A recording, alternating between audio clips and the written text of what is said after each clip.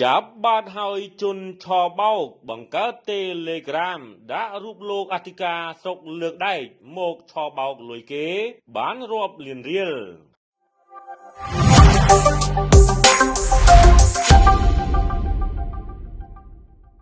ទស្សនិកជនជាទីមេត្រីជនសង្ស័យម្នាក់ត្រូវបានសមត្ថកិច្ចឃាត់ខ្លួនក្រោយលួចបើកគណនី Telegram คล้ายៗរបស់លោកអាំធូអធិការស្រុកលើកដែកខេត្តកណ្ដាលដើម្បីយកលុយពីជនរងគ្រោះហេតុការណ៍នេះបានកើតឡើងកាលពីថ្ងៃទី26ខែមីនាឆ្នាំ2023កន្លងផុតទៅថ្មីនេះវេលាម៉ោង 22:00 នាទីនៅចំណុចភូមិកំពង់ចម្លងឃុំព្រែកទន្លាប់ស្រុកលើកដែកខេត្តកណ្ដាលជនរងគ្រោះទាំងពីរនាក់មានឈ្មោះទី1ឈ្មោះតៃឯកៀងភេទស្រីមានអាយុ27ឆ្នាំជនជាខ្មែរមុខរបរអាជីវករមានទីលំនៅផ្ទះលេខ7អឺសារ៉ូផ្លូវ105ភូមិ3សង្កាត់បឹងប្រលិតខណ្ឌ7មករារាជធានីភ្នំពេញទី2ឈ្មោះអាំធូភេទប្រុសមានអាយុ54ឆ្នាំរស់នៅភូមិកំពង់ចម្លងឃុំព្រែកទន្លាប់ស្រុកលើកដែកខេត្តកណ្ដាលជាអធិការស្រុកលើកដែកខេត្តកណ្ដាលចំណែកជនសង្ស័យឈ្មោះអ៊ុំសុកនិមលភេទស្រីមានអាយុ35ឆ្នាំ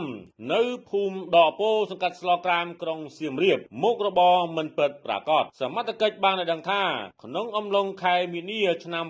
2023ជនសង្ស័យខាងលើបានបង្កើតគណនី Telegram ដោយក្លែងជាលោកអធិការស្រុកលើកដែកនិងបានដាក់រូបភាពនិងបានប្រើប្រាស់សំឡេងរបស់លោកអធិការស្រុកលើកដែកដើម្បីឆាទៅកាន់ជនរងគ្រោះហើយដើរតួជាលោកអធិការស្រុកលើកដែកនិងជួយដោះស្រាយរឿងដែលឈ្មោះសុកមួយជំពាក់ប្រាក់ជនរងគ្រោះដើម្បីជាការជួយរការទារប្រាក់នេះជនសង្ស័យតម្រូវឲ្យជនរងគ្រោះផ្ញើប្រាក់គណនីវិញឈ្មោះធូអាំជាថ្លៃសេវារត់ការដោយលើកទី1ដល់លើកទី3សរុបចំនួន6លានរៀលនិងលើកទី4ចំនួន$120ដោយវេទៅគណនីរបស់ជនសង្ស័យផ្ទាល់លុះមកដល់ថ្ងៃទី30ខែមេសាឆ្នាំ2023លុះដល់ថ្ងៃទី30ខែមេសាឆ្នាំ2023ជនរងគ្រោះដឹងថាជនសង្ស័យដើរតួជាលោកអាំធូ